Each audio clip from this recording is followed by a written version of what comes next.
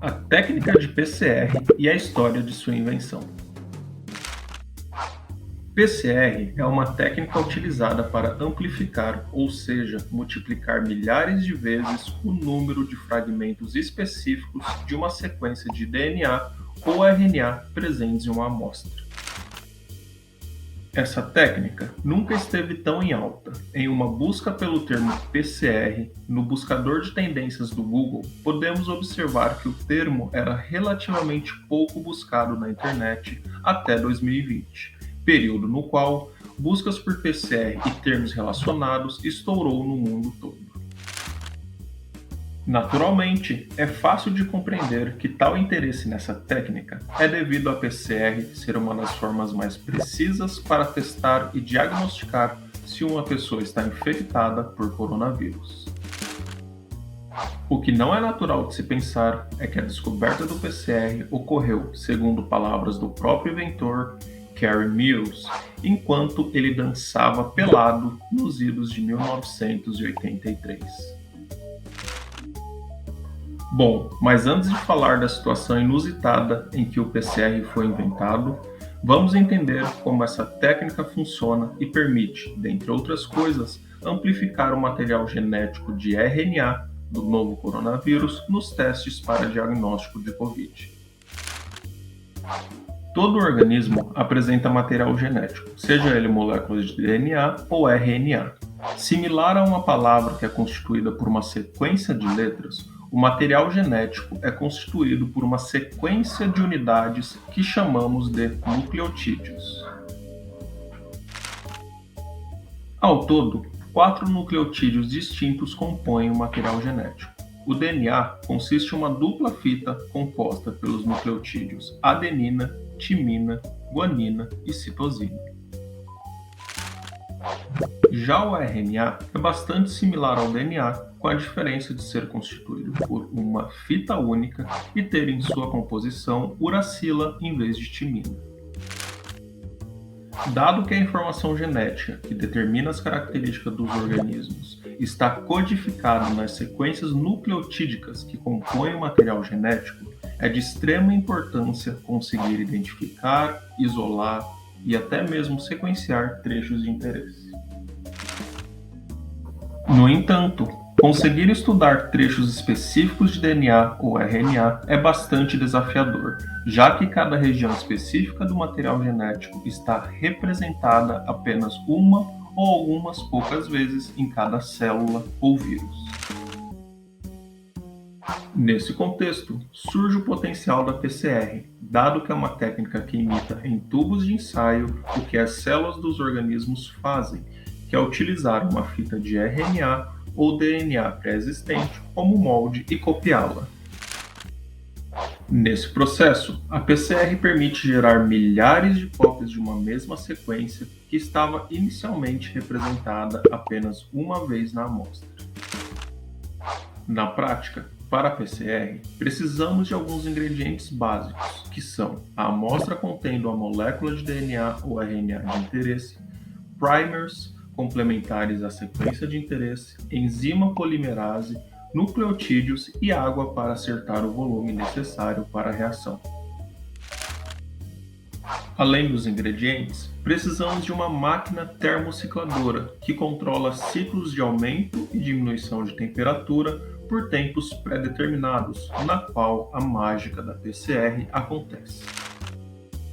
Assim, para preparar uma reação de PCR, você pipeta em um tubo a amostra contendo o fragmento de DNA que quer amplificar, primers complementares especificamente para a região de interesse, polimerases, os nucleotídeos e água especial para molecular. Os volumes e concentrações necessárias de cada ingrediente varia de acordo com o material a ser amplificado, mas em geral segue uma receita que pode ser encontrada em vários protocolos disponíveis online e publicados em artigos.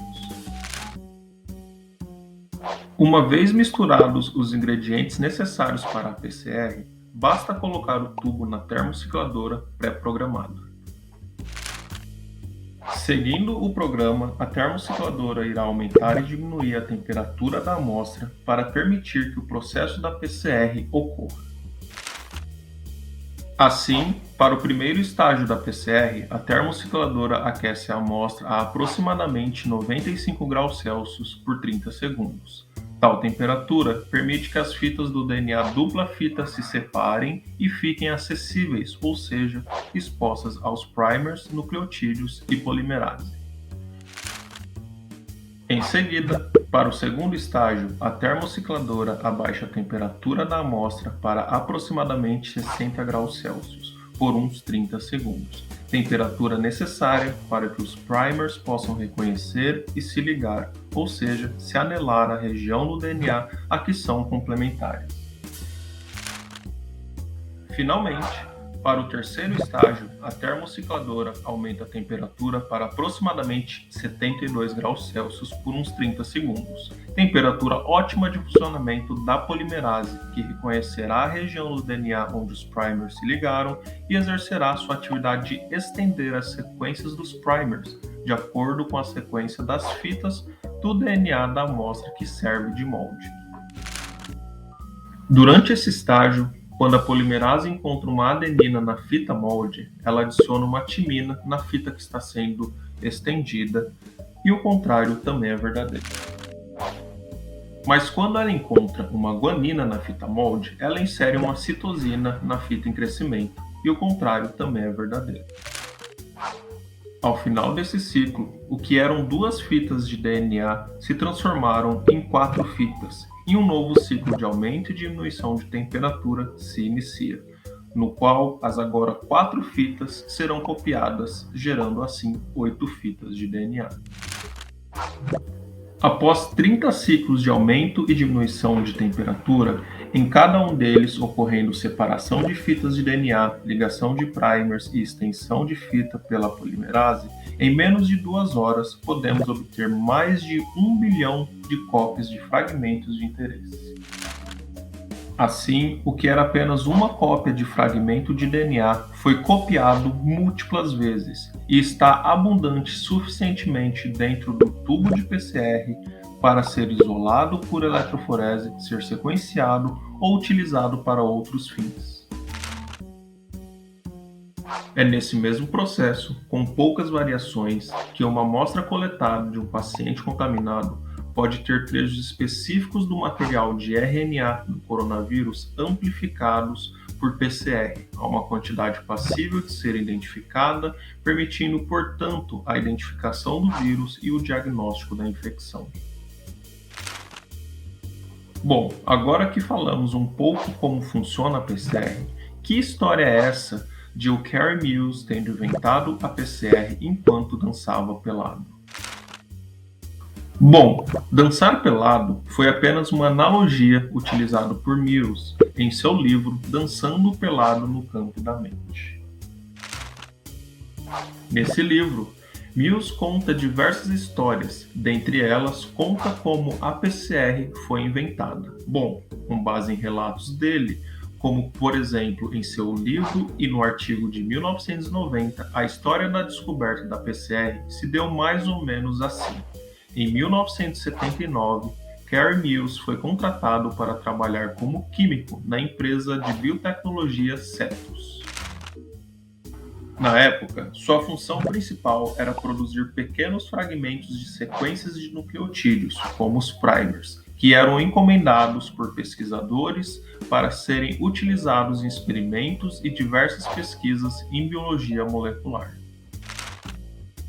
Não passou muito tempo, o trabalho bastante manual e repetitivo de Mills e de outros profissionais da empresa foi substituído por máquinas.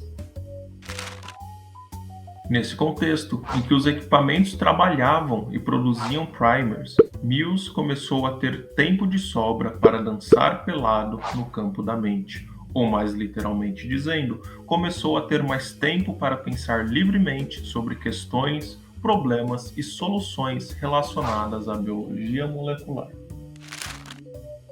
Nesse período, Mills ficou interessado em desenvolver um novo método de sequenciamento de sequências nucleotídicas.